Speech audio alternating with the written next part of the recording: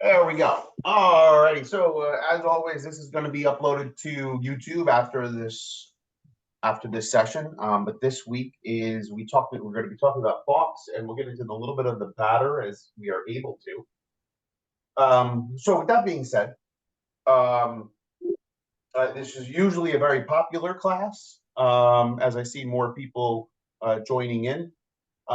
So let's get started. As always, we are going to review just some rule changes, right? Just because they're big, and I like to kind of keep them up front. And we're also going to review the points of emphasis again. Okay, so rule changes again. Player communication equipment. We've gone through this already.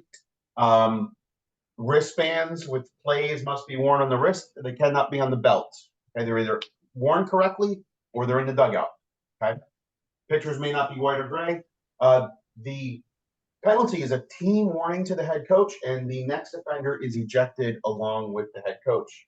And last week, Jeff did confirm that we are going to enforce it that way. So don't be afraid to remind them if they start walking out of the dugout. Okay.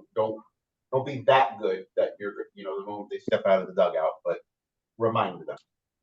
One-way electronic communication devices are permissible from the dugout to the catcher for the purpose of calling pitches, right?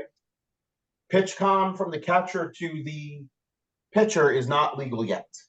It will be at some point, but this year it is not legal yet. Okay?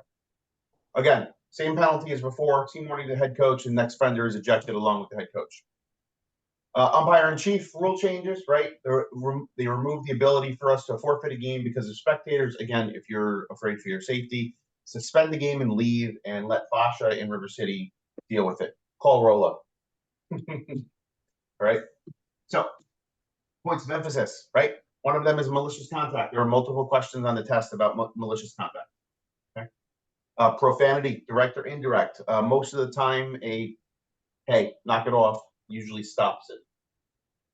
Pace of play, right? Pace of play, including 20-second time limit between pitches, right? So the pitcher gets the ball, gets on the rubber, and we're rocking and rolling. Time between half innings, right? 1 minute. 1 minute from the moment the defense leaves the field to the first pitch of the next inning, right? 1 minute. Batter repeatedly stepping out of the batter's box. Again, like I said, the last 2 weeks. If he takes a half a step out of the batter's box, it's going to take me longer to correct it than it is for him to just get back in the box. If he's walking back to the dugout or walking 3, 4, 5, 6 steps away, tell him to stay close to the box. Okay. Umpire's time management, speed of the game. Again, you control the pace of play between innings. Let's keep that moving, okay? And also excessive player conferences. We don't want the shortstop calling timeout 6 times in 1 inning to talk to the pitcher and continually slow things down. Okay. So before we start, what we reviewed last week, right? We talked about substituting coaching, so Rule 3, Rule 4, starting and ending a game, and also dead ball suspension of play, Rule 5. So if you weren't able to attend last week, please watch it on YouTube. I would say check the card in the right-hand corner, but I don't know how to do that on YouTube. So Rolla, maybe you can do that. All right. So this week topics, we're talking about the pitcher, and we will talk about the batter as time permits. It really kind of boils down to the questions you guys have specifically on box. But before we get into box, we have to talk about some pitching rules, right? So first rule of pitching is you can start in 2 positions. You're either in the windup or the stretch. There's no in between, right? The hybrid is considered a wind-up position. So we call it hybrid. That's where their feet are not perpendicular to the plate. Okay? That hybrid is called the wind-up in high school. All right? There is no, in the MLB, they have to declare if they're stretch or wind-up. In high school, there is no declare. They're either, and we'll go through a diagram here in a moment, their feet are either perpendicular or they're not. Or sorry, they're either parallel to the pitcher's plate, or they're not. If they're parallel, they're in set. If they're not parallel, they are in the windup. Okay, so we'll go through that. The pivot foot. So this always confuses me every year. I always have to get myself reacquainted with what the hell pivot foot is and a non-pivot foot, because who the hell calls it a pivot foot but umpires? The pivot foot is the foot that is in contact with the pitcher's plate when the ball is thrown. So the back foot, the plant leg, right? So the back foot for a righty, it's a right leg or right foot. Lefty, it's the left foot. Okay. Non-pivot foot, again, the foot the pitcher steps to deliver the ball, also called the plant foot, right? But again, on your test, it's going to say pivot or non-pivot foot. It's not going to call it a plant foot. Okay. Hybrid stance. The pitcher is considered to be in the set position when the pitcher's pivot foot, that's back foot, starts parallel to the pitcher's plate. Okay. So that's what I was saying about that, the feet being parallel or not parallel. If that back foot is parallel to the pitcher's plate, they are considered to be in the set position. The pitcher is considered to be in the wind-up position when the pivot foot is in contact with the pitcher's plate, but not parallel, right? So it's parallel or not parallel, set or wind-up, no hybrid. We call it hybrid because that's what we know. There is no word hybrid in the rulebook. Okay. Again, the interpretation is the pitcher may not have their pivot foot parallel to the pitcher's plate and then take a step backwards with the non-pivot foot. That is an illegal pitch or a balk with runners on. Okay. So what do pitchers normally do in the windup? They usually take a step back, they rock, then they come forward, and then they step forward, right? If that back foot is parallel with the pitcher's plate, they cannot do that. If they do that, it is an illegal pitch. Okay. Let's look at some diagrams. Okay. So this is a right-handed pitcher. I'm going to get some participation here. Is this pitcher in the wind-up or the set position?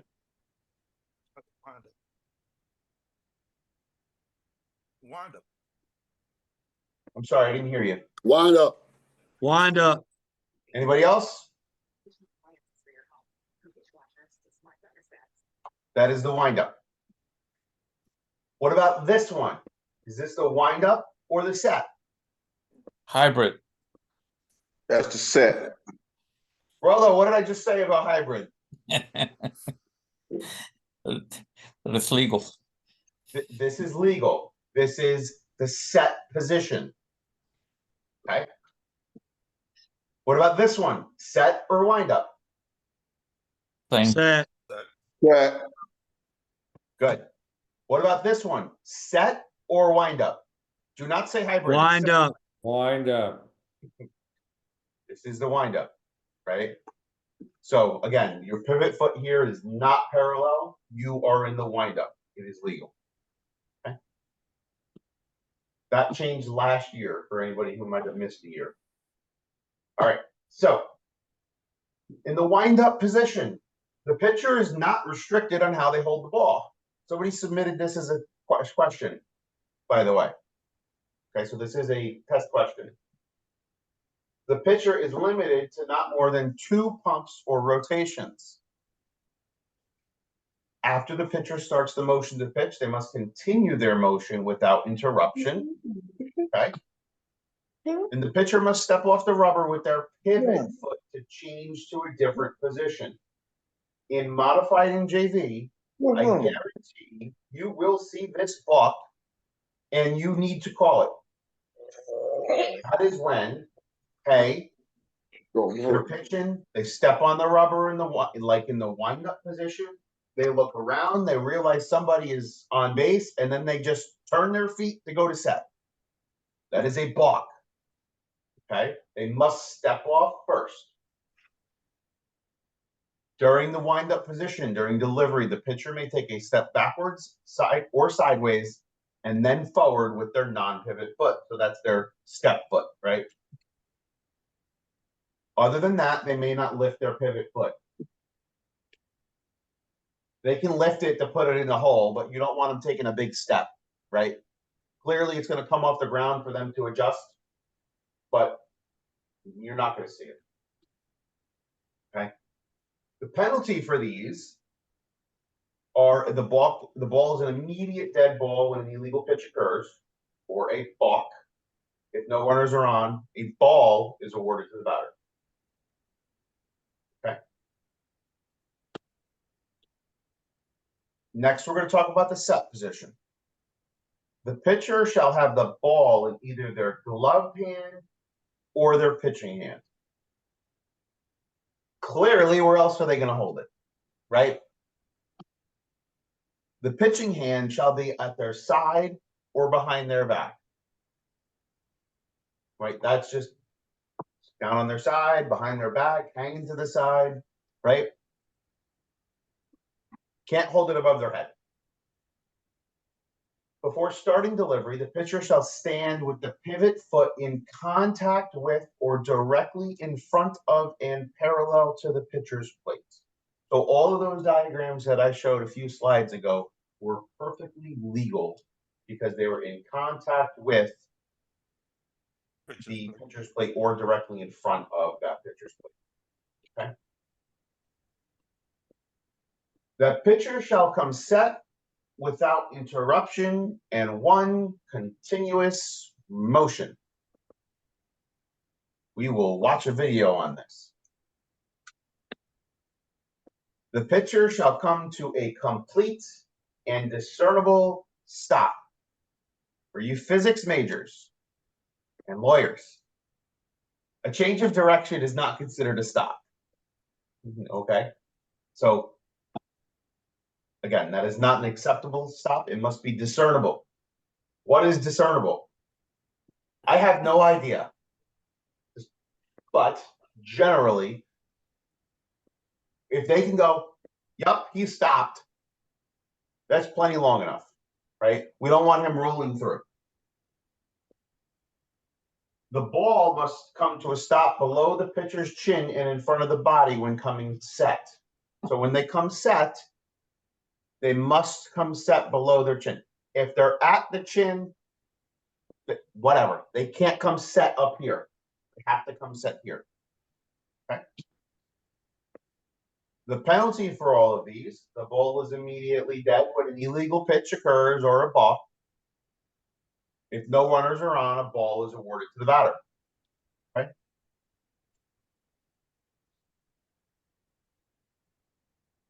Pitcher positions. When a pitcher is attempting to field a throw, or throwing a ball to a base while clearly off the pitcher's plate, the status of the pitcher is that of an infielder, except when a batted ball passes but does not touch the pitcher and then strikes an umpire or runner. Let's talk about this a little bit. When a pitcher is attempting to field or throwing a ball to a base while clearly off the pitcher's plate, the status of the pitcher is that of an infielder.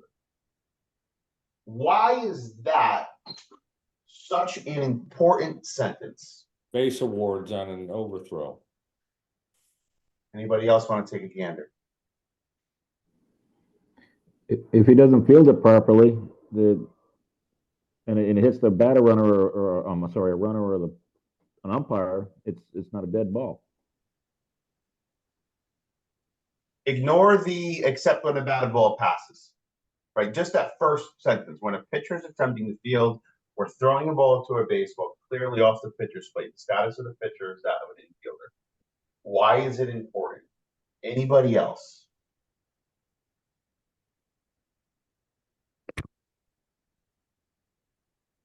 Base awards in case it's thrown out of play. Bill and Rob, you are 100% correct. So, when we go back and look at our dead ball table, right? The rule is if an infielder's first throw goes out of play, It is 2 bases from the time of the pitch. Right? So if the pitcher steps off the rubber completely, clearly steps off the pitching rubber in an attempt to pick off a runner, now we have base awards that are similar to an infielder, right? So we have 2 bases. If he does not clearly step off, so think jump spin or lefty just step and throw, and the ball goes out of play, we check our dead ball table, it is 1 base. This is the rule that determines the difference. And this wording right here is what makes that difference.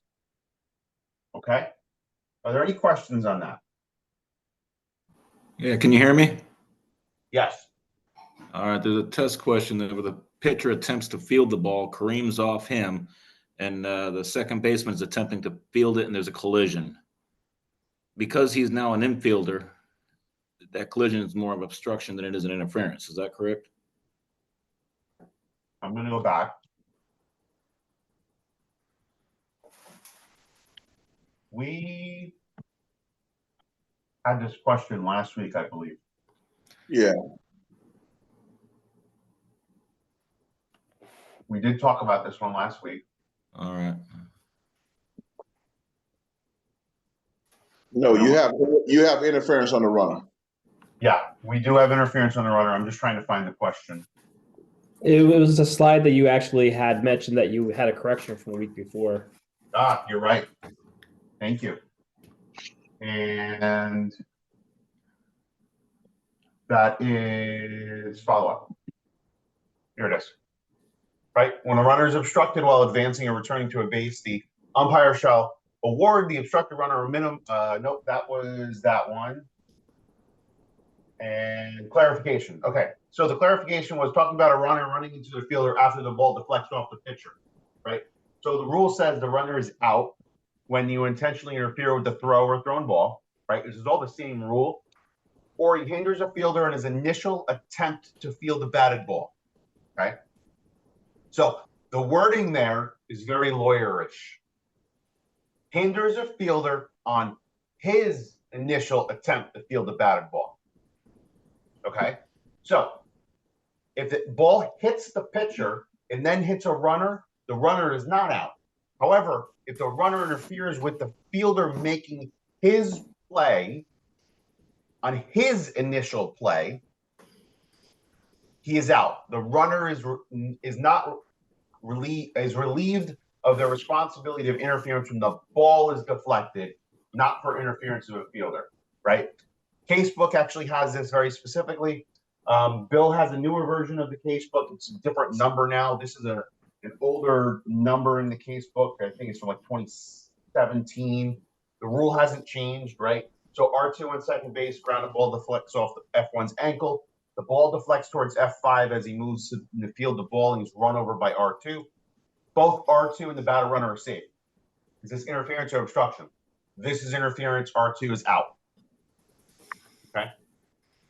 Does that All make right. sense? Well, yeah, I don't necessarily agree with it, but yeah, that's good. Thank you.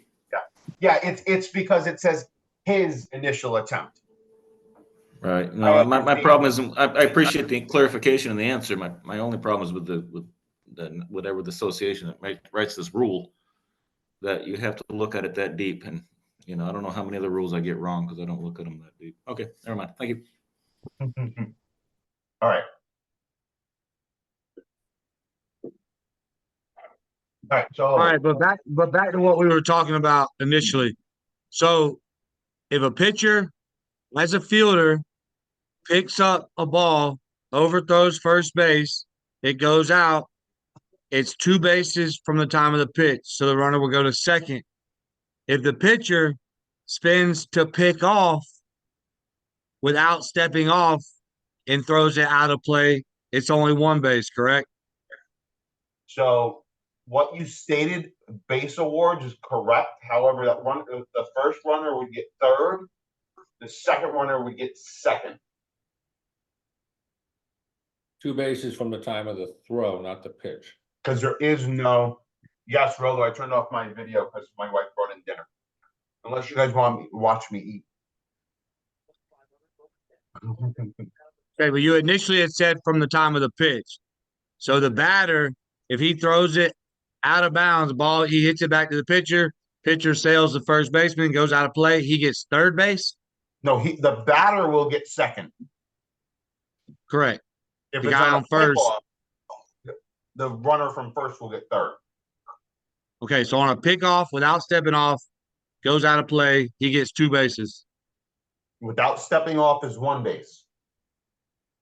Okay, so the man on first Yep, would go to second. correct. If he So that's steps 1 off base. early, you'll get 2 bases. From the time of the throw, Jeremiah, because if he Yes, makes 'cause the there's no pickoff, there is no pitch that happens. All right, so on a batted ball, it's 2 bases from the time of the pitch. On a thrown ball, without stepping off, it's 2 bases from the throw. No, without stepping off is 1. From the plate so is 1. From off the plate is 2. copy. Jay, if he just spins and throws, it's 1 base. If he disengages and throws, he goes 2. That's it. And Copy. Jeremiah, you can think of it as this.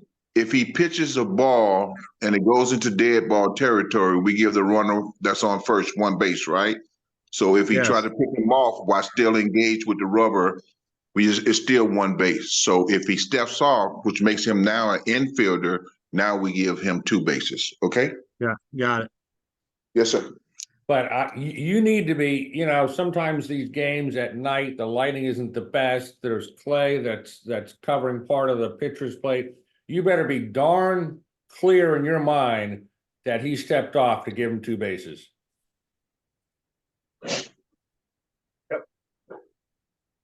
All right. So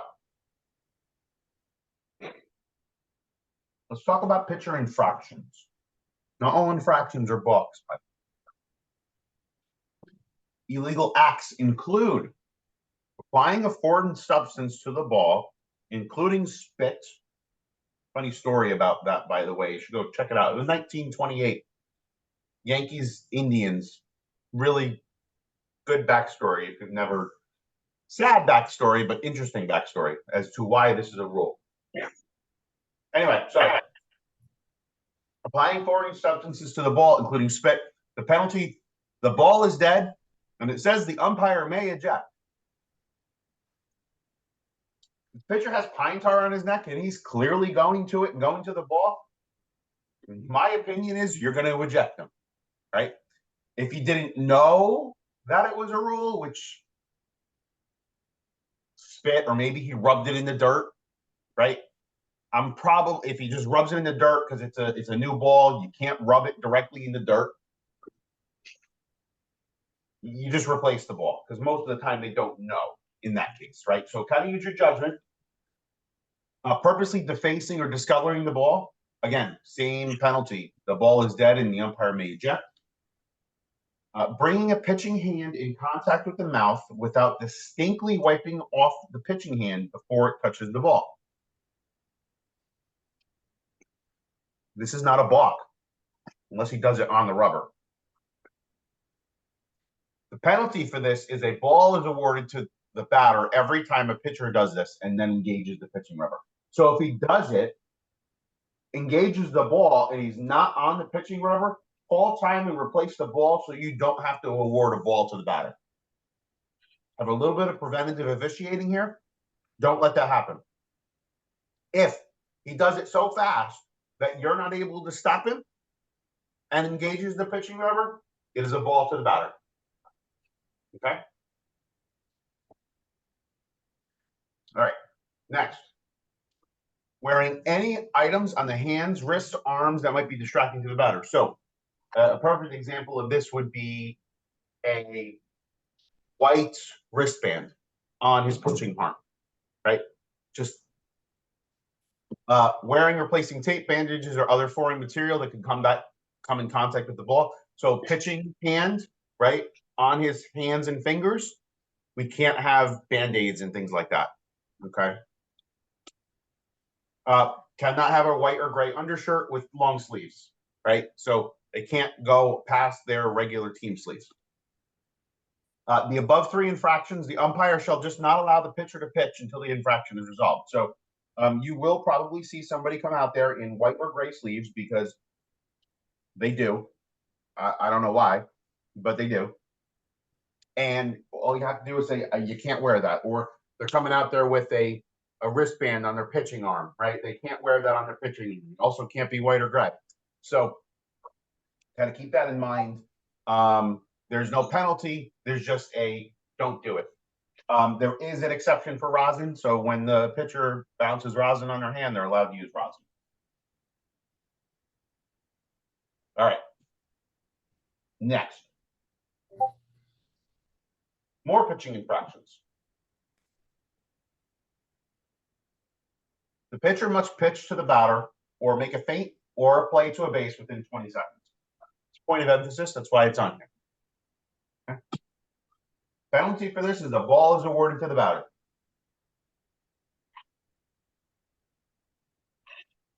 Warm-up pitches. The starting pitcher may warm up with not more than 8 warm-up pitches, completed in 1 minute from the time of the first throw. Relief pitchers may warm up with not more than 8 pitches, completed in 1 minute from the time of the first throw. So this is a new pitcher coming in, whether it's a starter or a new pitcher coming in the 2nd or the 7th or whatever, new pitcher. Returning pitchers may warm up with not more than 5 warm-up pitches, completed in 1 minute from the time of the 3rd out of the previous inning. Note, you may authorize more due to weather, injury, or ejection, right? So generally, if a pitcher's pitching, he hurts his elbow, you're going to give that relief pitcher as much time as he needs to warm up, okay? If there's an ejection of the pitcher, again, you got to give him as much time as he needs to warm up.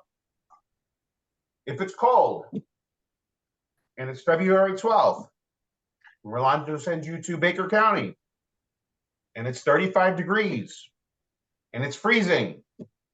The pitcher wants a couple extra pitches, give it to him, right? All right. Any questions about pitching infractions? Again, not all of these, not all infractions are illegal pitches or balks, right? I want to make sure that's clear.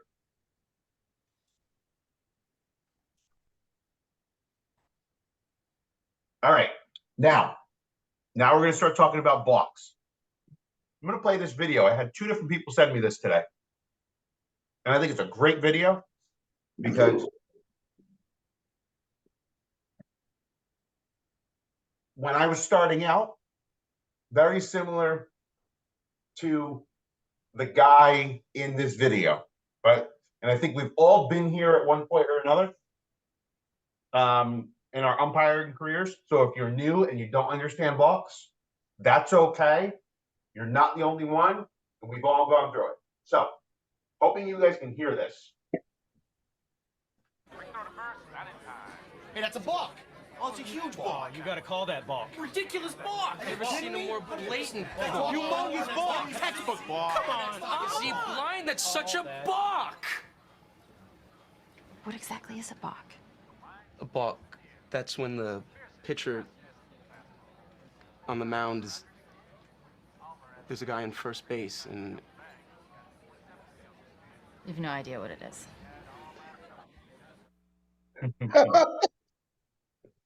Did you guys hear that? Yes, Yeah. we heard it. Yeah, that was great. Tyrone, have we not all gone through that? Yes, we have. Right. So new guys, please don't be upset if you don't understand balks. It's perfectly normal. Okay. All right. So let's talk about balks. Now that we are all established that we've all struggled with balks at some point or another. A balk is an immediate dead ball. So if you call a balk and the pitcher pitches it and the batter hits it and he hits a home run, Too bad. It's a block. Okay. All runners on base move up one base. High school is the only one where it's an immediate dead ball. Okay. All of the following acts are balks while in contact with the pitcher's plate. Any feinting towards the batter or first base and the ball does not cross the foul line without the pitcher stepping off. Okay. Failing to step with the non-pivot foot directly toward a base, occupied or non-occupied, when throwing or feinting there in an attempt to put out or drive back a runner. All right, what does that mean? In order to pick off, you've got to step towards that base. That makes sense, right? You can Yes. feint the second, you can feint the third. Cannot feint the first while in contact with the pitcher's rubber, right? So notice here that the rule book does not say what everybody calls, hey, the left-handed pitcher has 45 degrees to throw to first base. Yes, that's what this is implying. However, it doesn't say 45. So, coach questions you. Don't tell him he has 45 degrees. Tell him he either stepped towards first or he stepped towards home. He stepped more to one than the other, and you'll have to make a call. Does that make sense? Although, Steve, the case book does have a case talking about 45 degrees.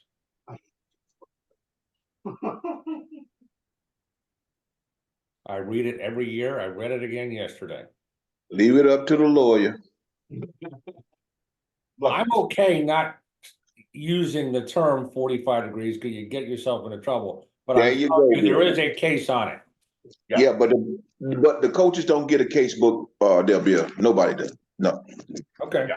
So let's use, while we're training you, yes, 45 degrees is correct. But when the coach asks you about it, don't tell him 45 degrees. Tell him he either stepped towards first or he stepped towards home. Okay? All right. Next. Throwing or feinting to an unoccupied base, except for the purposes of making a play. All right. What does this mean?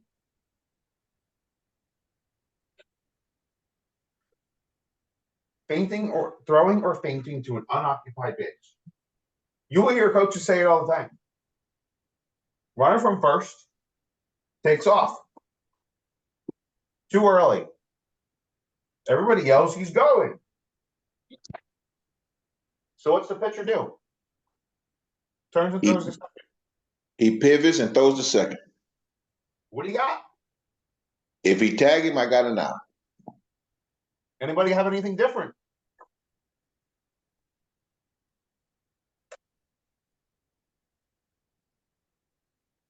Michael, what do you got? I'm picking on you because I can see you. Oh, yeah, I can't hear you. All right, somebody I can hear. Somebody take a shot. It's a legal play. He can throw it second because he's attempting to retire a runner. Yep, absolutely. Or should I say he's making a play on a runner?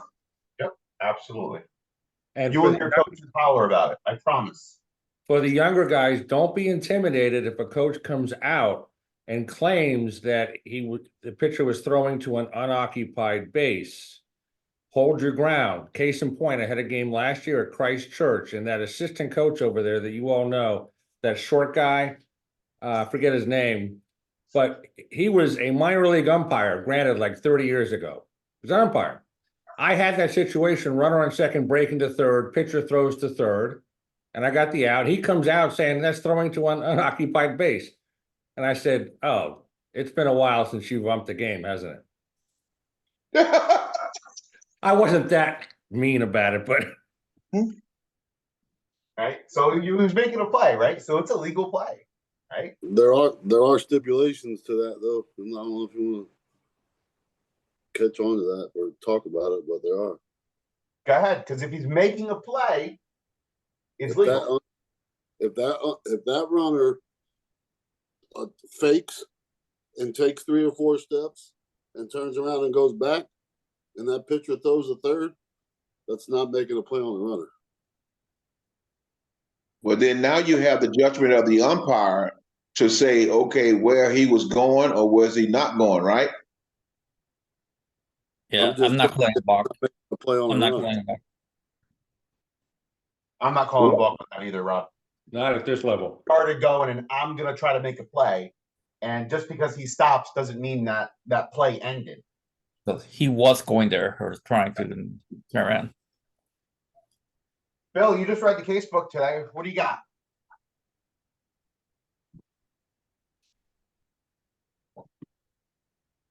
I already agree with Tyrone. I'm gonna see if I can find it real quick. Well, as a field umpire, your back's to the runner, so you really don't know what's going on behind you. So it's got to be the plate guy that makes all these decisions. That is correct. Correct. You on that play on the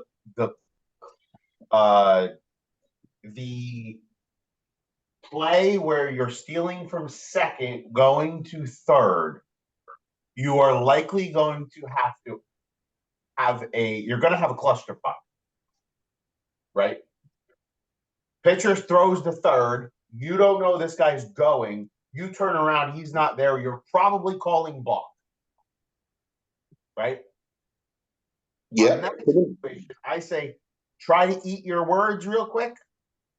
And if you have to call time to get together and call the balk afterwards, that's better than jumping on it too soon. Good point, Steve. Good point. Get with your partner and see if the home plate guy saw whether or not he was getting ready to steal, and then you take it from there. You guys get together. That's a good point, Steve.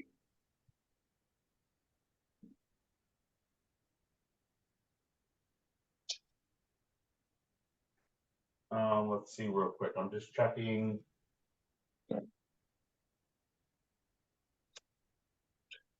On that same note though, if the runner takes off from first, if he spins to pick off at first, he still has to throw the ball to first. He can't spin, see the runner's taking off, and then throw it to second.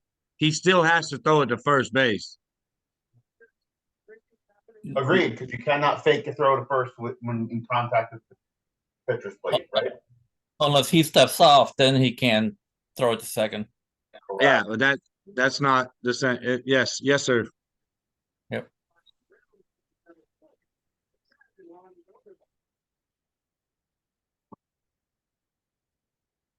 All right, so couldn't find it in the case book real quick, but anyway, moving on.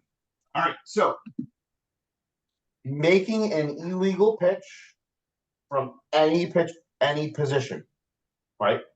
So this is the set without the ball at your side or behind you. This is not being in contact with the pitcher's plate and simulating a set, right? This is originally was the hybrid stance where you couldn't do the hybrid. That's where this fell into play. So this comes into play much, much less. Okay. Taking the hand off the ball while in set position. So you come set, the hand comes out. That's a balk. Okay. Failing to pitch to the batter when the entire non-pivot foot passes behind the perpendicular plane of the back end of the pitcher's plate when feinting or throwing to second base in attempt to put out a runner. That is a long sentence, right? So, what do we mean by that? Let me draw a picture. Okay, I want a blank screen. All right, so we are going to look at, there we go. We are going to look at the pitcher's mound, okay? This is the pitcher's mound. Okay. Home plate is over here. Okay. Pitcher's plate is, I don't know, about right here. Right? So we're looking at this from third. A lot of times you'll see this looking at it from first. Okay. Pitcher's back foot is here. Right? He's in the set position. He's up here. Right? There's his leg. I know, not a good picture, but this is my pitcher. Right? His front leg, right? He starts it here. Right? I'm going to draw his starting position. And I'll do a different color for when he picks it up. When he picks up his leg straight up, right? So now his foot is up here. Right? He could either go home or to third. If his front foot comes back here on an angle to get more, say, power to home plate, he now has two options. He's either going to second for a pickoff, depending there's somebody there, or he's going home. If this happens, he cannot throw to first or third. Okay. Unfortunately, the best person on the field to see this is the first base coach. You better be damn sure if you're going to call this. Okay. I'm calling this out because I've seen this as a test question before. I haven't seen any questions on it this year, but this is a test question. Okay. And the coaches are going to press you for this. All right. Any questions on this? That's a terrible drawing. I know. Next time I'll grab my tablet and connect it. Okay. Moving on. Continuing. Go away. Why? How do I make you go away? Hey, Steve, can you hear me now? Yes. Okay, quick question. On that scenario that you just drew, yep. It was excellent drawing. He he doesn't have to throw, correct? To third? No, because he could either go to second in that scenario or go home, you said. Correct. So he doesn't have to throw to second, but you must throw home. Okay. Okay.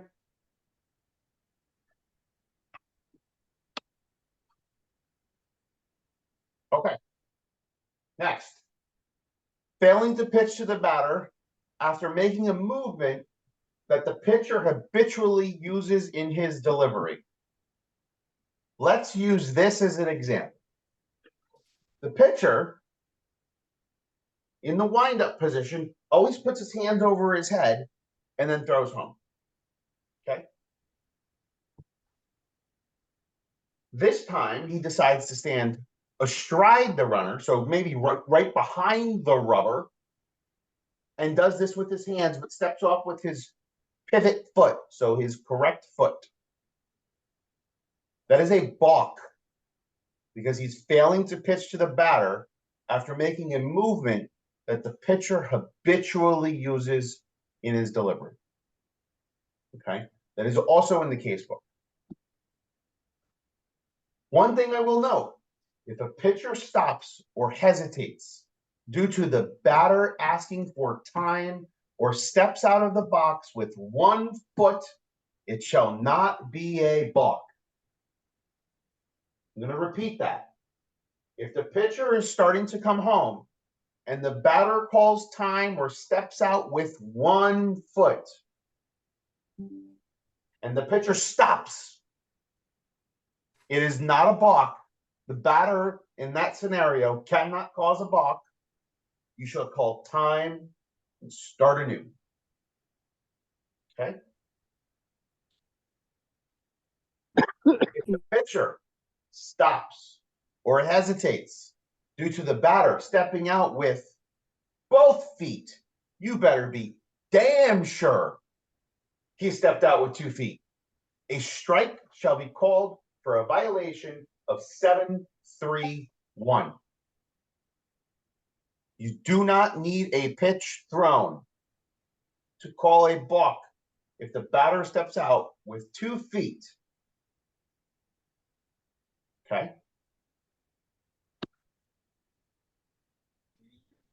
If the pitcher delivers a pitch while the batter steps out with 1 foot or requests time. Can I have your card? Oh. to Hold on. order? I got you, Roland. If the pitcher delivers the pitch while the batter steps out with 1 foot, again, 1 foot, being very specific about 1 foot or both feet here, or requests time. So the batter calls time, takes 1 step out of the box. That pitch comes in, it is a strike. Now, the book says it's always a strike. If it hits the top of the backstop, the book wants you to call it a strike because we don't know if that pitcher was affected by that batter doing that. Okay? So it is a strike. If the pitcher delivers the pitch while the batter steps out with both feet, 2 strikes shall be called. 1 pitch. This is a test question for somebody. Okay? And Rolo had the Rolo did that shit before. he did this several years ago, had the guts to do it. Okay? Very rarely will you see this. But it is a rule. Okay?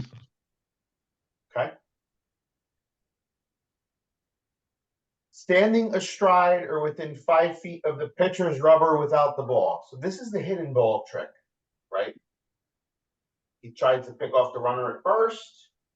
First baseman pretends to throw him the ball back, puts the ball back in his glove. The pitcher's the dirt around the pitcher's rubber is supposed to be 5 feet. Is it? I have no idea. It's supposed to be, right? So use that as your guide. If he ever stands astride of the rubber, so he acts like he's gonna engage the rubber and he doesn't have the ball, it is a balk. Okay?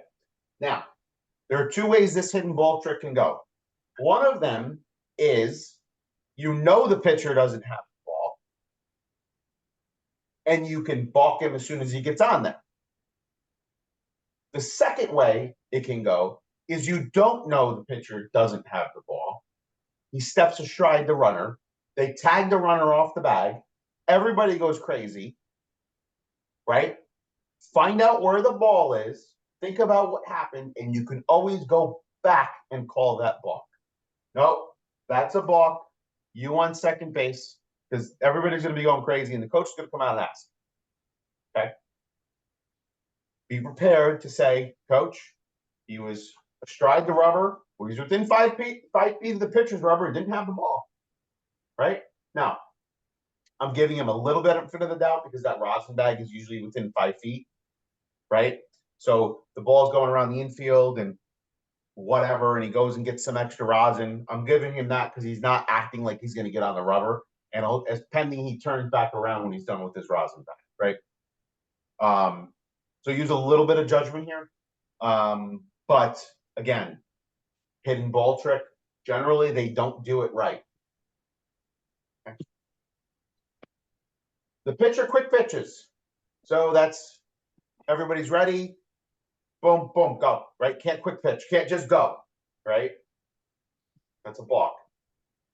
The quick pitch is an attempt to catch the batter off balance. Right? So this is a problem in the MLB this past year, right? If you paid attention last year, the MLB with the pitch clock rules, Max Scherzer going quick, slowing down, batter, or I'm glad we don't have to deal with that bullshit yet.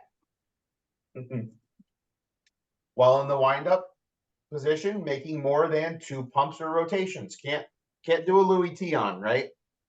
In the windup position. If he's coming set, he can. And then he's got to stop. But if wind up position, you can't just keep going like this, right? It's 1 pump, 2 pump. Now you got to go. Steve, I'd like to go back to number 9. Sure. if the batter is in the box and ready, the pitcher can speed up his delivery. That's not an illegal quick pitch, correct? Correct. Correct. He can't stop. He can't start so the batter is getting in the box, right? He doesn't have to ask for time for you to hold the pitcher. He cannot pitch to that batter until the batter is looking at him and ready, right? But he also can't start the moment that batter looks up at him, right? Don't let the pitcher come set when the batter's not ready. It'll just prevent a lot of headaches. Okay. The pitcher's coming set and the batter's not ready or batter's not in the box. Call time, tell the pitcher to step off, wait for the batter. Okay. While in the windup position, failing to clearly step off the rubber or deliver home. So, like I said before on number 7, failing to pitch a batter after making a movement that the pitcher habitually uses in his delivery. Let's say that he steps back with his pivot foot and acts like he's going to go home and just doesn't, right? You could also do this, right? I don't feel that's clearly stepping off the pitching rubber if you're emulating that pitch. Okay. All right. Marbox. The pitcher may not lift either foot except the non-pivot foot in an initial step forward, backward, or sideways, and the subsequent delivery. All this is saying is you don't get to crow hop, you don't get to pick your leg up, put it down, pick your leg up, put it down, and then pitch, right? That's all that's saying. So again, can't lift it and put it down multiple times. While in the stretch position, not going to the set position in one continuous motion without interruption. This is why the Louis Tion, right, is legal, where he can go, there's no interruption. It's all continuous, right? Yeah, so it's back and forth a little bit, but it's all continuous when it comes set. Okay. Not coming to a complete and discernible stop with both hands in front of the body and below the chin. Making more than one stretch. You can't make more than one stretch. Turning the shoulders to look at a base after coming set. At the modified level, I'm probably giving him a twitch. The JV level might depend how hot it is. Right? No, it's the rule, right? For the younger kids, don't be super strict like you would at the varsity level, right? They're 13 years old, they're going to twitch, and I just want them to throw strikes, right? I'm sure you guys. Please, those strikes. Does not clearly step off the rubber with the non-pivot foot to change to the wind-up or stretch position within the 24-inch pitcher's plate, right? So he's got to clearly step off to change from wind-up to stretch or stretch to wind-up, right? Delivering an illegal pitch from the stretch position. So this is starting in stretch and taking an extra step backwards, right? So that is that. An example of this is if you are in the stretch, your back foot's parallel, and you take that step back and then try to go forward. So you can't do that here. Okay. Any questions, comments, concerns? We've got multiple videos we're going to look at, right, with Close Call Sports, and you're actually going to be able to hear Lindsay on this one. Before I move on, questions? So I've got a question. I might as well ask it now. Pitcher's in the set position. Yep. And he wants to step off with his pivot foot, okay? Put it back behind the pitcher's plate. But before he does, he separates his hands. Okay. And let's say it's pretty close in time, but distinctly separates his hands before stepping off. Yep. Is that a balk? Well, let's take a look. We go back.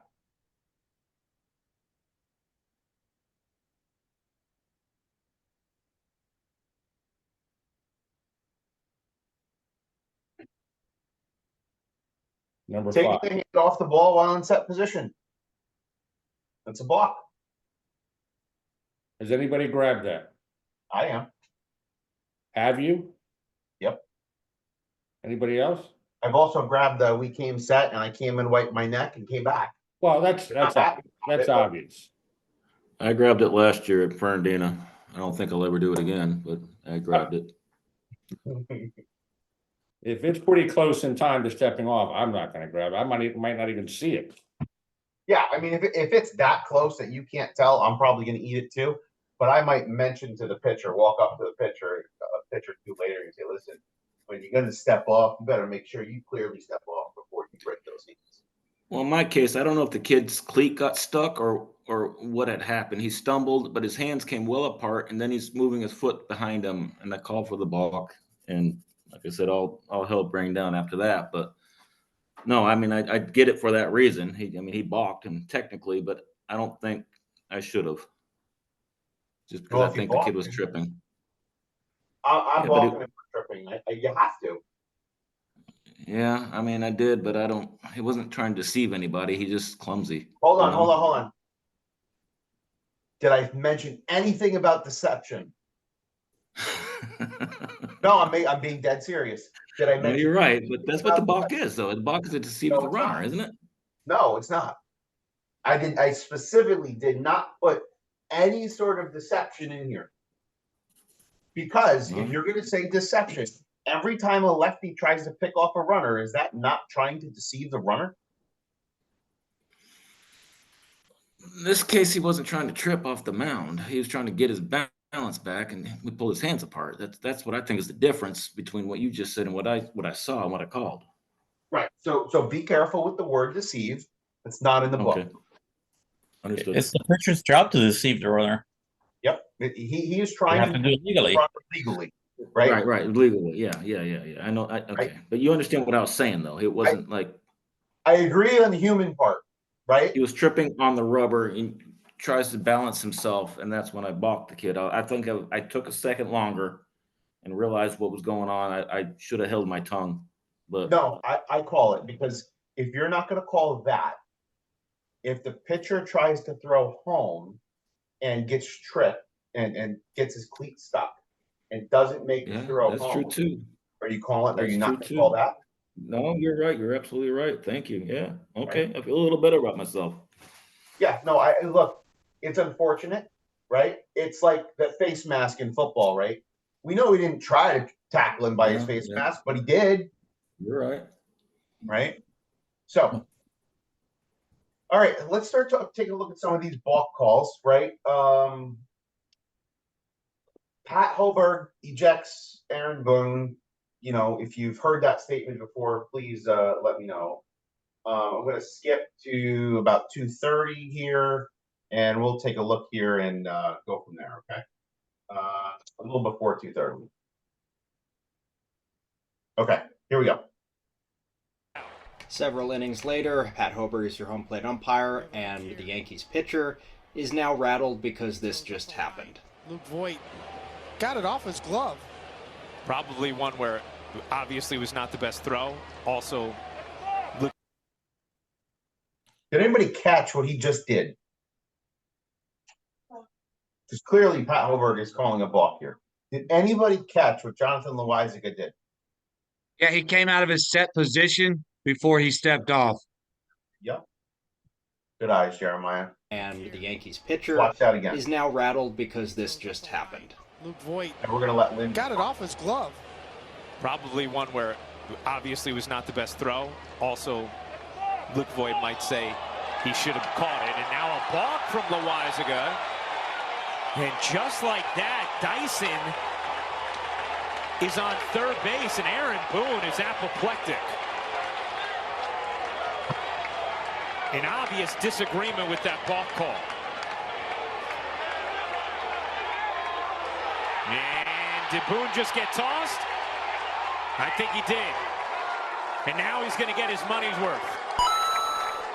Lindsay's going to break this down here in a moment. Pat Hoberg, the replacement home plate umpire in this game, calling a balk that Aaron Boone clearly disagrees with. All right, this is what General Match started. And he stepped off. You're supposed to disengage from the rubber with your foot before you start up with your body. I guess technically you could say there was a flinch before he disconnected from the rubber. And this is the other thing I'm going to point out. Watch Pat Hoberg before he ejects Aaron Boone. We talked about, now this is kind of a little tangent to what we're talking about with Fox, though, right? So, but this is really important in terms of game management and coach management, right? So Aaron Boone starts to come out. I guess technically you could, right? And right here, Pat had already, we know Aaron Boone already took a couple steps out before and went back to his dugout. We don't know if something was said by Pat, so the home plate umpire. say there was a But right here, Pat puts his hand up. No, that's enough, right? No, we're not arguing this. This is a judgment call. When he puts up that stop sign and he keeps coming, or he disconnected from the rubber, and rightfully so. Sounds like the first reference was to 507A2 going from stretch to set position in one continuous motion without interruption. The second, right? See that there? That's the rule interpretation for MLB, right? So our rule number is a little different, but it's the same terminology here. Okay. second comment about Bach Rule 602A about start-stop action. One more look at the play.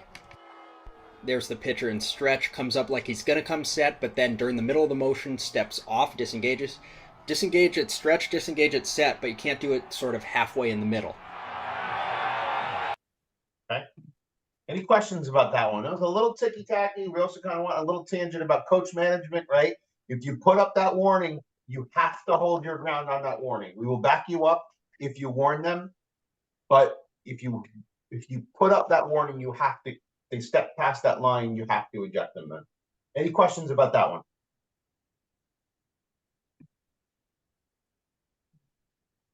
All right, moving on to the next one. This balk comes into play with the pitch com. Now, pitch com is not appropriate for us, right? We don't have this problem. However, when you see what is done, you'll understand why. Between the visiting Los Angeles Dodgers and the San Diego Padres from Petco Park. 1-1, that's wrapped into the gap in left center field. Snell's first time in set position is all we're looking at. First inning, stretch to set. We're just looking at how he goes from stretch to set. That's it, because now we go to the fourth. Payoff pitch, and I think he went. Yeah, he did. I love this angle right here. Oh, yeah. No question with Snell. Pitcher Snell gets frustrated because he can't throw strikes and initiates a mound visit to tell the umpire it's all his fault. It's for ball 3. After recalibrating the strike zone, just FYI, guys. So if you don't know close call sports, right? I always tell you guys that they're fantastic. If on a pitch, if you see this is green, that means according to TrackMan or whatever they're tracking, that the umpire made the correct call. If it is red, he clearly made the wrong call. And if it is yellow, it's borderline. Okay. Snell has another runner on base. And remember what we did in the first inning.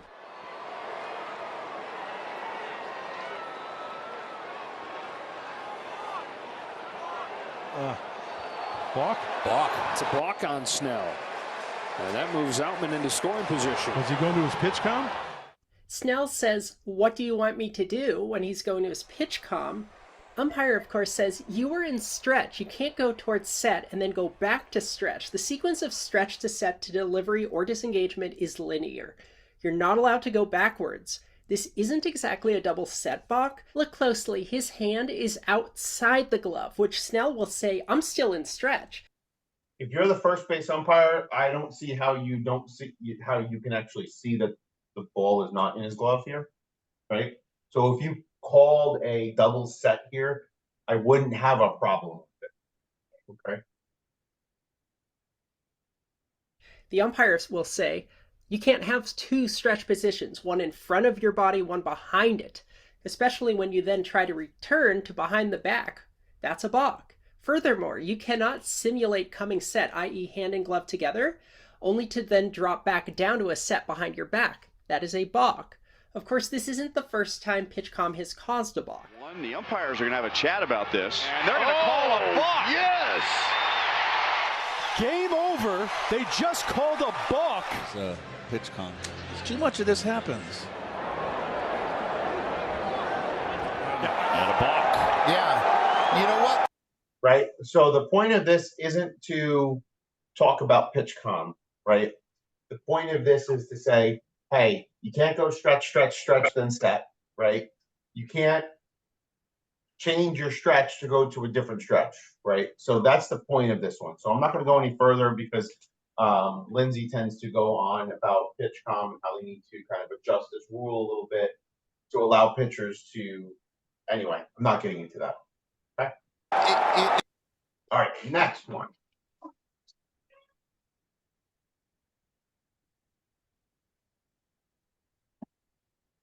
Sorry. All right, next one. Let's take a look. Marlins make the Florida lottery call to the bullpen, and Richard Blyer on to pitch. So Blyer retires the first two he faces, then McNeil hits a single. Runners on base for the first time for Blyer tonight. 2 on, the runner at first with the Mets down by 3. So if you... What did he do? Anybody catch that? Take a look He didn't back. come set. I'm gonna say he didn't come set. 2 on, the runner at first with the Mets down by 3. So if you pitcher how do you... And a balk. Okay. So we can see right away it's being communicated that Blyer didn't come set. He dosed the wave off because he disagrees. Remember, Blyer was also ejected in this sequence. This one got him. Check swing hit by pitch. Blyer wants the check. The umpire says there was no swing. Blyer reacts like this. But Davey Martinez much more concerned about the health of that. There's Richard Blyer. He's still talking to the umpires out there, and he's just got run. Pretty easy call for the first base umpire there. Gee, I wonder what Blyer might have done to get tossed. Let's go back to this one. Somebody does that. I think that was a balk right there. Sorry, Richard.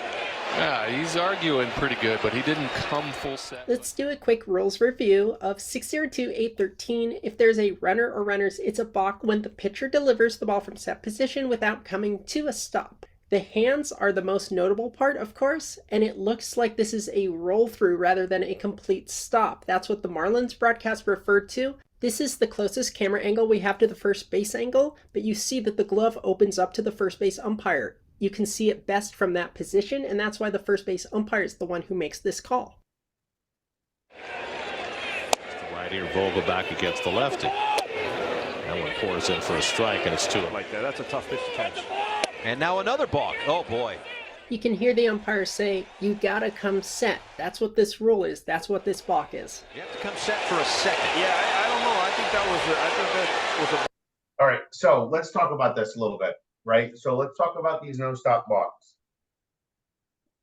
I promise you, it's going to catch you off guard and you're going to miss the first one. We still do it today. Right?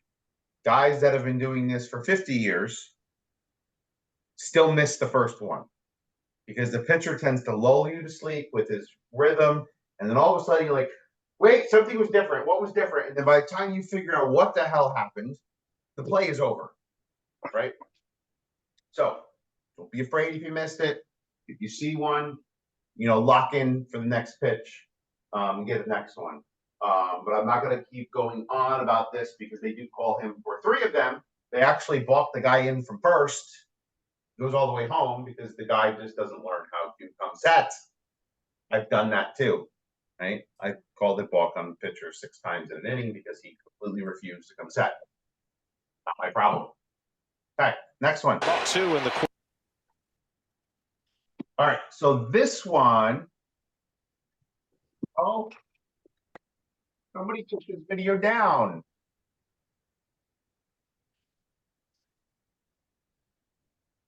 Darn. Anyway, another amazing resource for balks is a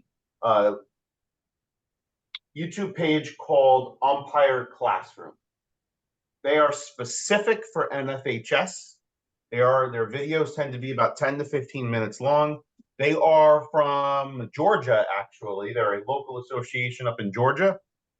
They do an absolutely fantastic job of training and going through rules too. So don't be afraid to check them out. They are really, really great as well. So before we go on to any rules questions regarding pitchers, are there any questions about balks? I would just like to second that Georgia YouTube guy, Patrick is his name. I did umpire in Georgia last year, and I've been doing this for 4 or 5 years now, but his videos are spot on. They're 10, 15 minutes, and they always come with 6 or 7 case plays for each video, and they are by far the best training, you'll get. Yep, they are absolutely fantastic. Yeah, they're free. Let me find them real quick just to show everybody what their page looks like. They send out a weekly email for a quiz, and then I think every Friday they send out the video for it the week after or something like that. This is their YouTube page, right? So they go through obstruction, rules, points of emphasis, field scuffle with no ejection, right? So they put out pretty regular videos. I think that they had a lull in the off season, right? So 6 months ago, and then they had 2 weeks ago. But during the season, they do tend to release pretty regular videos, and they really are fantastic. So don't be afraid to give them a shout as well, or check out on YouTube. They really do a great job with it. All right, let's talk about questions. Time of the pitch for the set position occurs the instant that the pitcher comes to a discernible stop, as the pitcher is coming set. The instant the pitcher comes to a discernible stop, and then he starts any movement with his arms or legs that commits him to the pitch, or the instant the pitcher moves his arms or legs to come set. When is the time of the pitch for the set position? D. C as in Charlie, or B as in boy? Yeah. C as in Charlie. C as in Charlie. Anybody else? D. D, the instant the pitcher moves his arms or legs to come set. Okay. Let's check the rule. The time of the pitch is when the pitcher is committed to delivering the pitch to the batter. Okay, keep going, right? For the set position, the time of the pitch occurs the instant the pitcher, after coming to the complete and discernible stop, starting any movement with the arms or legs that commits the pitcher to the pitch. So it is C, the instant the pitcher comes to a discernible stop, and then he starts any movement with his arms or legs that commits him to the pitch. 228-3. Okay. With runners on base, the pitcher drops the ball during delivery. It is an immediate balk. It is declared immediately to be a no pitch. If the ball crosses the foul line, it shall be declared a ball. If the ball comes to rest on the plate, it shall be declared to be a strike. D. D. C. C. Rolo says D. On Saturday. I want a strike. So illegal acts include a balk, any dropping of the ball, and the ball does not cross the foul line. So each illegal pitch shall be declared as a strike, ball, fair, foul, or a dead ball. The pitch dropped during delivery, which crosses a foul line, shall be called a ball. So it is C. Okay. All right. R3 on third and R1 on first. F1 comes set. F1 steps towards third and fakes a throw to third to drive R3 back. He disengages the rubber and then turns and takes a throw to first. This is an illegal move. This is a balk. This is a legal move. No balk. This is an illegal move. A ball is awarded to the batter. This is an illegal move. R3 is awarded home, and R1 second, and the batter also gets a ball. B. B as in boy. B as in boy. You will get coaches that especially at the middle school level, that think that this is a balk. It is not a balk in high school, okay? If there are any runners, any of the following acts, right? Any feinting toward the batter or first base, he didn't feint towards first because he stepped off, right? He can feint to third and second. So the interpretation here is by omission. It is illegal. It is legal by omission. I'm sorry. By omission, that is illegal to fake the third base. It is legal to fake the third base while in contact with the pitching rubber. Okay, so the answer is it is a legal move, no balk. All right, question 4. The pitcher is not restricted as to how he holds the ball when he is in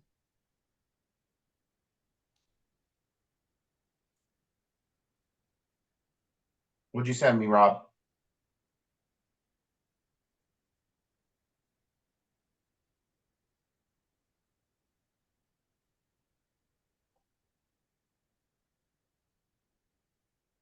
But Rob, you cited an MLB interpretation.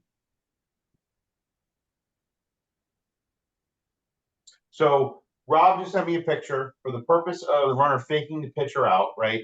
So there is an MLB interpretation that he found, right? So that it can't be an aggressive bluff or feint. If it's an aggressive bluff or feint, then you can throw to the base that he's trying to make a play on. So the runner on second makes an aggressive bluff to third, stops and goes back, and the pitcher throws to third, which is technically unoccupied.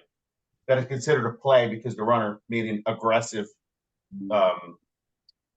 turn. So again, that's an MLB interpretation. I don't like the word aggressive there. I'm going to give him the benefit of the doubt on any feint. Okay. All right. So a pitcher is not restricted to how he holds the ball when he's in the windup position, the set position, both positions, neither positions, or A1 is not committed a violation. Hey. The answer is, for the windup position, the pitcher is not restricted to how to hold the ball. For the set position, the pitcher is restricted, right? So it's either behind him or at his side. So the answer here is not restricted when he holds the ball in the windup position. Sorry, I will fix the highlight, but it is the windup position he is not restricted to. Okay. All right. Any questions about pitchers and balks?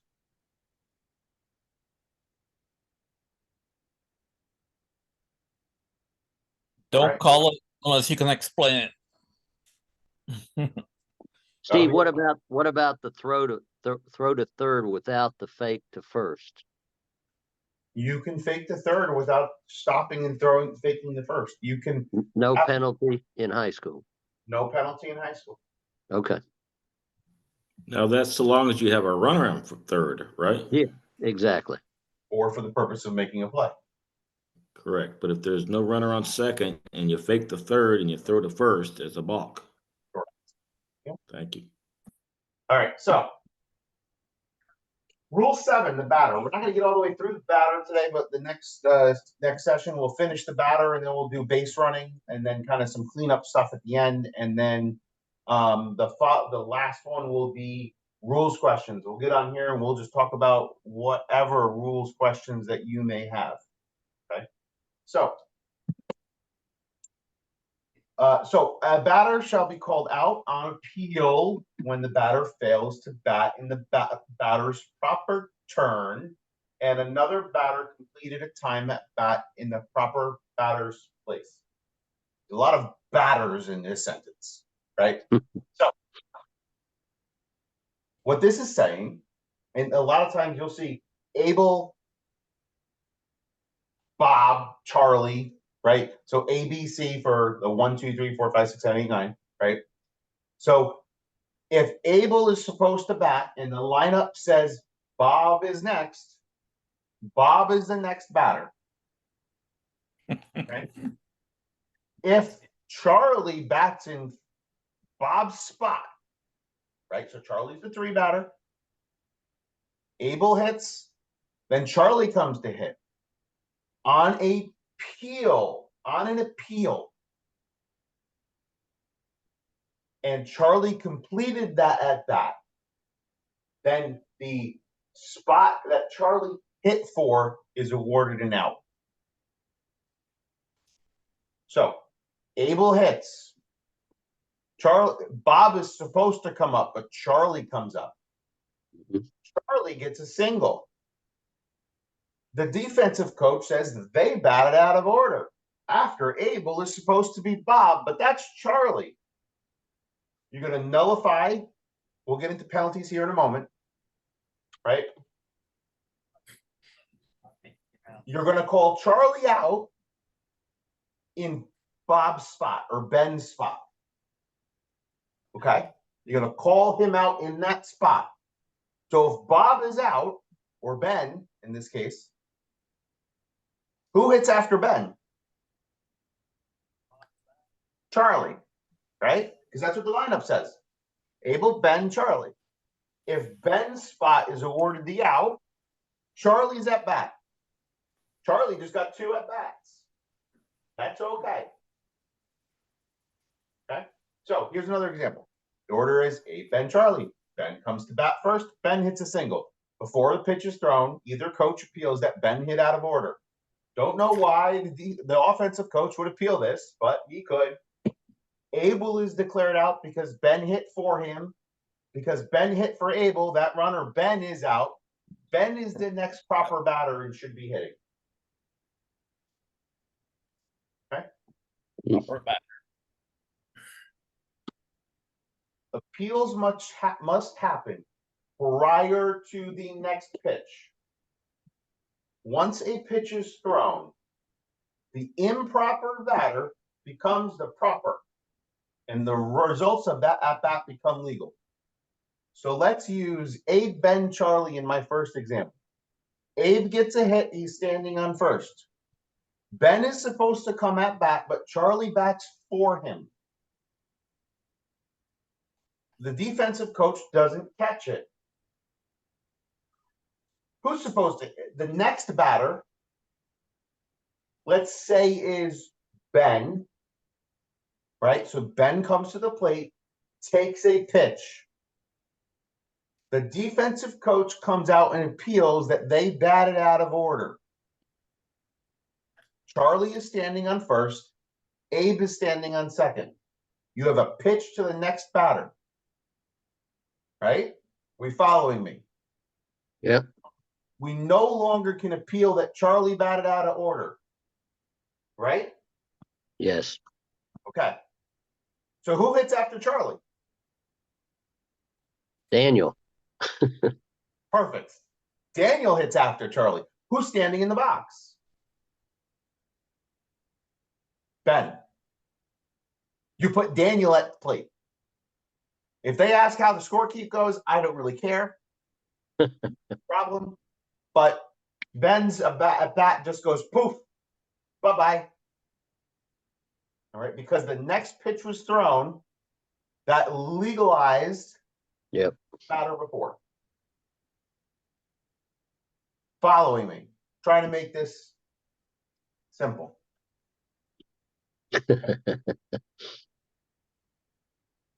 So, another example. The order is Abe, Ben, Charlie. Ben comes to bat first. Ben hits a single. One pitch is thrown to Abe. Ben's at bat is now legalized, and Charlie should now be the legal batter. If you're the umpire and you know they're batting out of order, let them bat out of order. The coach needs to appeal. Chuck, you have a question. Yes, going back. So once that we fixed the batting order where Daniel comes up there in the bat, does he assume the last batter's count? He will assume the last batter's count, correct. Okay, I want to make okay, cool. Yep. Good point. Good point. Any questions on this? If you really want to get confused with this, because the NFHS only has about a half a page on this. And I say only about a half a page. If you get the Little League rule book, it has 3 pages of examples. I kid you not. It is 3 pages of examples. It is all the same rule. So feel free to go in and drill into that book too on batting out of order. It is the same rule. Okay. Any questions on batting out of order?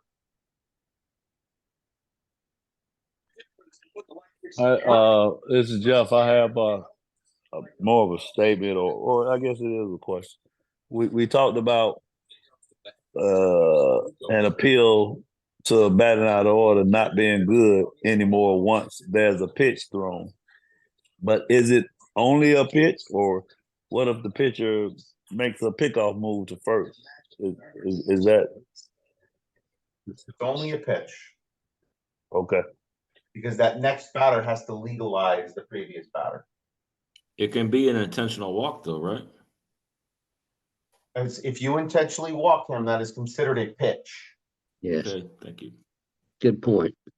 The only thing I would mention too, and I've had this happen, is if you end up having a batter bat incorrectly and there's a runner on first base, he steals on a second or third pitch, and then they realize a pitch or two later that he's batting incorrectly, that play still stands, correct? Correct. If any play that happens that is not by a hit ball will stand. So pass balls, stolen bases, those will stand. If he hit him in on a double, you have to nullify that. Right. So the other note that I will make, if a lot of batters bat out of order, if they do, and you're in a situation where, let's use you're in a situation where the proper batter is now on base. Yes, it can happen. You just skip his spot and go to the next.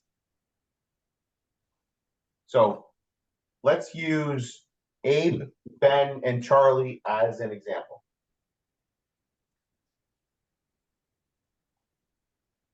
Abe is on first base, but Daniel hits after Abe. After Daniel, Ben comes to the plate. He hits a single. So now we have Abe at first, Daniel at second, Ben at third, right? Now we have a pitch to Charlie. So Ben is now legalized, is now the proper batter. So Charlie is correct. Charlie strikes out, but Daniel's on second base. You skip Daniel. And the proper batter is Esther. Right? So you will skip it. Somebody will have it at some point. So keep in mind. All right. Keep that in mind. All right. So let's talk batter infractions. The batter must be ready within 20 seconds of the previous pitch and may not leave the batter's box. Again, as I've said the last few weeks, if he takes half a step out of the batter's box, it's going to extend the game longer for me to tell him to keep a damn foot in the box and explain to him why he needs to keep a foot in the damn box. Then it would be to just let him be half a foot out the box and then just step back in, right? Again, takes 4 or 5 steps. Dude, stay next to the box, okay?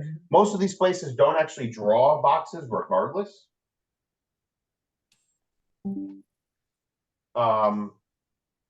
Most of these places don't draw those boxes anyway, so you have a little bit of leeway, but keep that in mind, okay? Penalty for this is a strike charge to the batter. There are exceptions, right? The exceptions, the batter may step out of the batter's box under the following circumstances. He swings. If he's forced out of the box by a pitch, he attempts a drag bunt. If the pitcher feints or attempts to play at any base, pitcher leaves the dirt area of the mound, or if time is granted, or if the catcher leaves the catcher's box, or if the catcher does not catch the pitched ball, so a pass ball. Okay. Also batter infractions. The batter may not hit the ball while either foot or knee is completely touching the ground outside of the batter's box or home plate. Okay? The batter may not hit the ball while either foot or knee is completely touching the ground outside of the batter's box or home plate. You will usually see this on a bunt attempt. Carl, you probably see this in softball a lot. Yeah, but I don't cover call it. Okay. Joking. No. Yeah, you see it more in softball. They like to bunt. Right? So usually you'll catch it on a bunt. The other time you'll catch it, it's like step on home. Right? The penalty is the batter is out. Right? If they step on home, it makes it real easy for you. You don't have to worry about no box. Right? The batter may not disconcert a pitcher from stepping from one batter's box to the other while the pitcher is ready to pitch. Okay? If he does that, the pitcher's in a set, ready to go, and the batter just switches from the left side to the right side, he's out. Okay? Between pitches, he can absolutely switch lefty and righty, or call time and go back and forth. Okay? The batter may not permit a pitched ball to hit him. This is the ruling. I would venture to say most of us will give the batter the benefit of the doubt pending he doesn't lean into the pitch. Okay?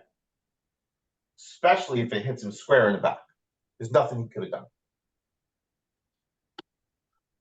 If he does permit a pitch ball to hit him or leans into it, the batter remains at bat unless the pitch is ball 4 or strike 3. Because I have had batters lean into the strike zone and purposely get hit by a pitch, and I've called it a strike or I've called it strike 3. It's wherever the pitch is, that's what you're going to call. Okay? This is a test question, by the way. It is. Batter's interference. The batter may not interfere with the catcher's fielding or throwing by leaning over home plate, stepping out of the batter's box, making any movement, including follow-through interference, which hinders the actions at home plate or the catcher's attempt to play on a runner.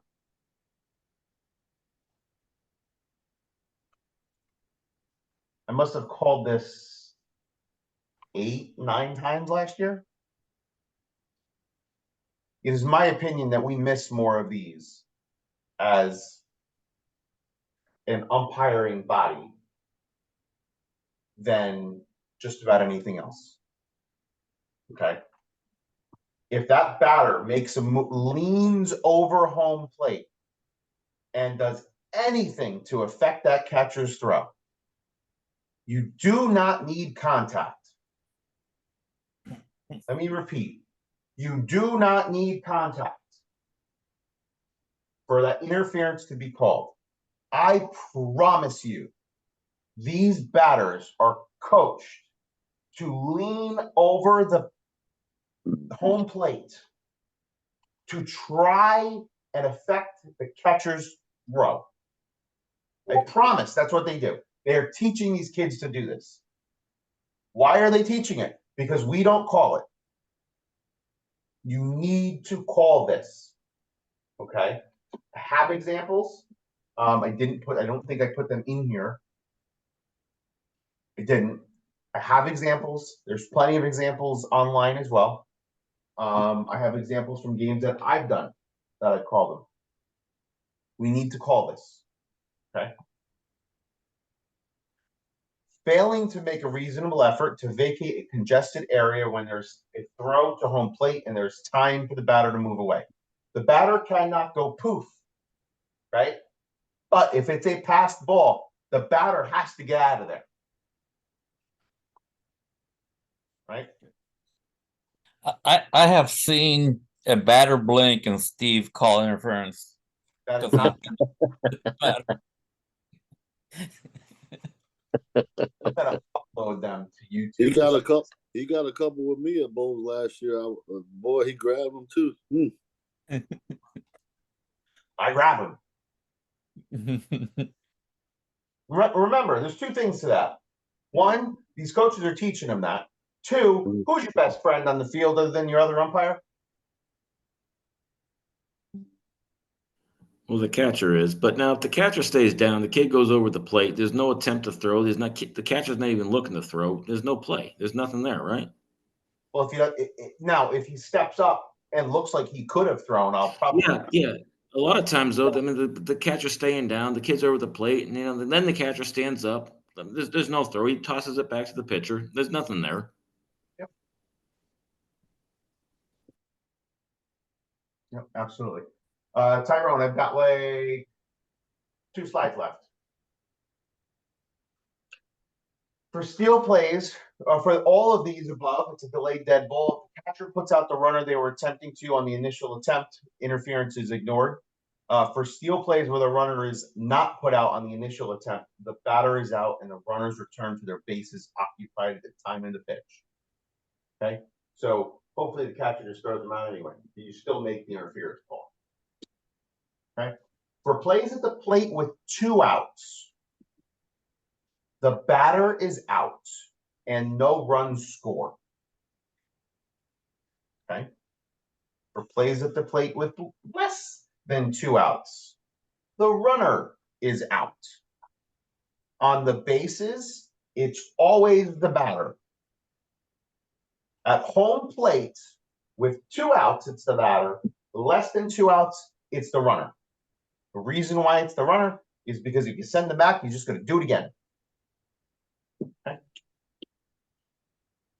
If the pitch was strike 3 and the umpire's judgment prevented a double play, the umpire may also declare the runner out.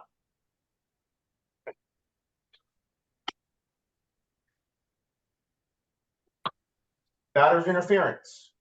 If a broken bat interferes with a fielder making a play, the hit or the ball in the or runner, no interference shall be called. It is a broken bat is part of the field. If a whole bat is thrown and interferes with the fielder or hits a ball a second time, interference shall be called. Right? So that's physically throwing the bat into the field of play, right? Also, a batter is out when they enter a box with an illegal bat. It's automatic. The defense can choose to take the result of the play or declare the batter out if it's discovered after the at-bat and before the next pitch. So if he grounds into a double play, right, defense is going to want to keep that double play. A third strike is not caught with less than 2 outs and a runner is first base occupied at the time of the pitch. So this is the drop third strike rule, right? Drop third strike with less than 2 outs. If first base is occupied, that batter is automatically out. If first base is occupied with 2 outs, now we have forced plays going on, right?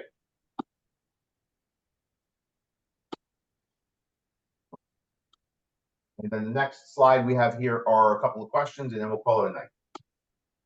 All right, so batter is out when a third strike is caught, a foul fly ball is caught or interfered with by a spectator. Generally, you don't have that. An attempt to bunt on the third strike is foul. Any member of the offensive team interferes with a fielder attempting to field the ball, right? The coach's box is not a safe haven. He has to try to vacate. Okay. A team playing with less than the starting number and that turn at bat is reached. So that's 9 players. They're down to 8.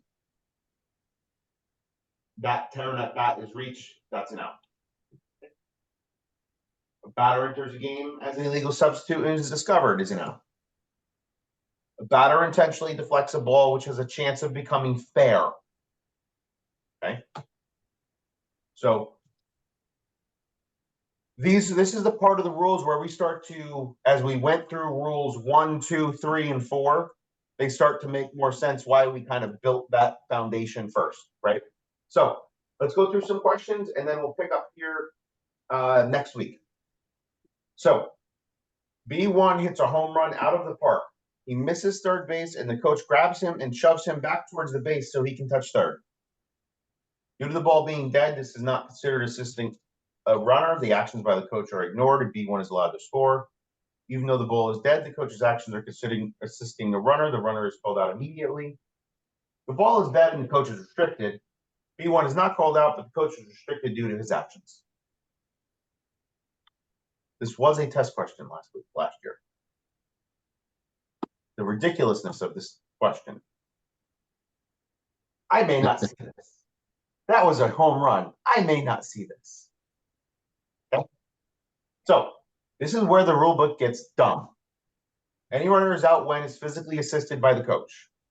No coach shall physically assist a runner during playing action. But we're not done yet. Here's the case book. Yes, much to your chagrin, Carl. B1 hits a home run out of the park, and while rounding third, trips over the base. The third base coach helps B1 to a seat. Ruling. The ball is dead, and since B1 is awarded 4 bases for the home run, he's allowed to score with this type of assistance. I don't understand what the type of assistance is. Because there's No, that's not the same as stopping a runner and putting him back at third. I agree. Mr. O'Leary. Right? We need an attorney. Not say anything about types of assistance, right? It's terrible in this. In this particular case, he's shoving them. He's out. Okay. So I hate this, right? The purpose is to prevent an advantage to the offense. Is grabbing a pusher during dead ball an advantage? Is there any different than verbally telling a runner to go back? Personal feelings aside to that, MFHS says grabbing and shoving is always assisting to the point of an out is called. And that's how they ruled it on the test. No, it doesn't say it in the book. Fortunately, I don't have a better answer for you. It just is what it is. I wish I had a better one for you. You're reading my mind, Steve. The ball is dead. The coach's actions are considered assisting a runner because it's a type of assisting. Okay, again. 842 and casebook. I'm with you there, Carl. All right, next question. R3 on third, R2 on second. F1 assumes the windup position with the split foot on a line extending to the front edge of the pitching plate. So he's legal, right? Mm-hmm. His non-pivot foot is entirely in front of the line extending to the front edge of the pitcher's plate. So now that we have Zoom, I can make a nice picture, right? So pitcher's plate. Pitcher's plate. Pivot foot on a line extending through the front edge of the pitcher's plate. So let's pretend this is his foot. His non-pivot foot is entirely in front of the line. So his other foot is here. Is he legal? Hit a windup, yeah. Yes. Right. He is legal here, right? Because this was referring to our change of rule, right? Where we call it the hybrid. So let me clear this. So moving on.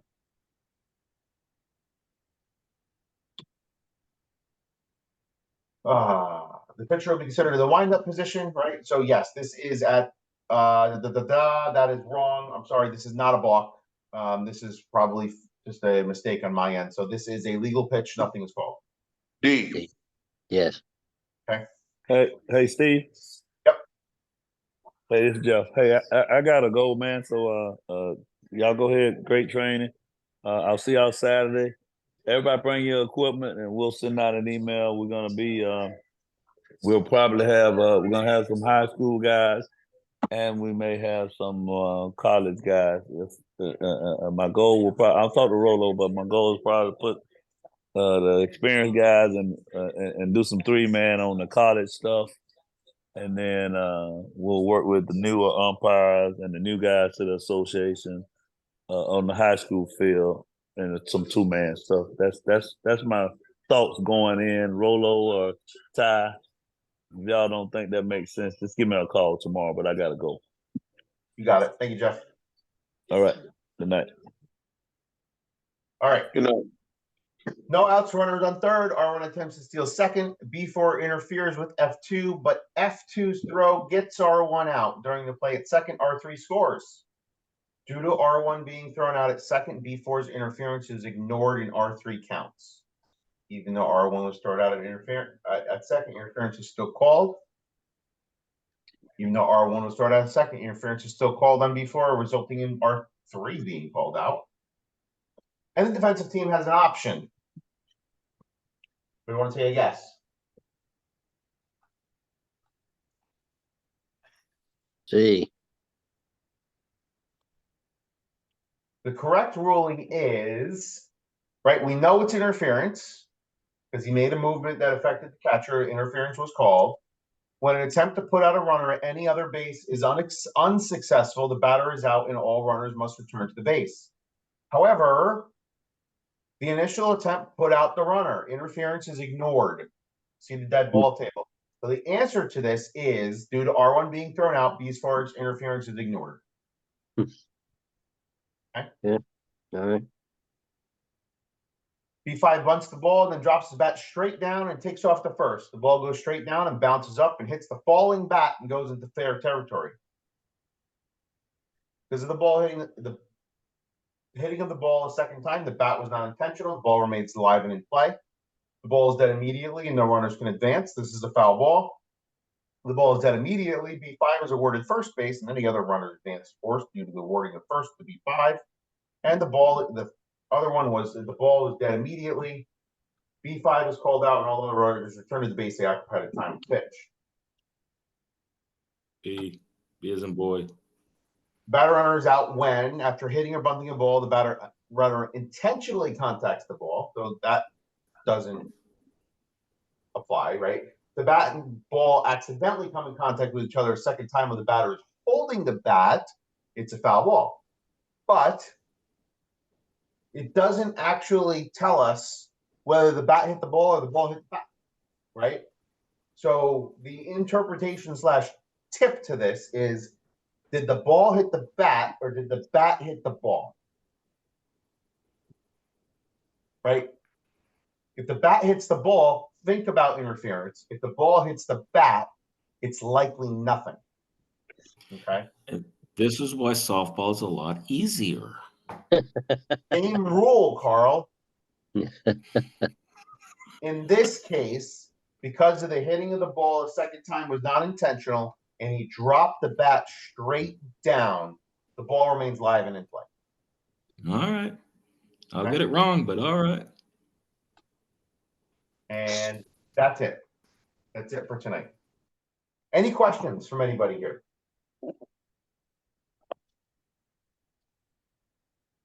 Nope. Thank you, Steve. Great job. Appreciate the hard work. Absolutely. Hey, where can we get this recording? Tomorrow. It takes about an hour or two to render in the cloud, and then it takes about an hour to render up to YouTube. So you can have this recording tomorrow. Rolando will send out a notification to everybody that it is up on YouTube tomorrow, right, Rolando? Yeah. And then you can see all of the recordings up there. And I'm upload a couple clips of catcher interference that I called last year. And we can chat about them as well. Steve, I appreciate you, buddy. Thank you for doing this. Awesome. Happy to help. Thank you. Everybody have a great night. See you soon. All right. Saturday. Signing out.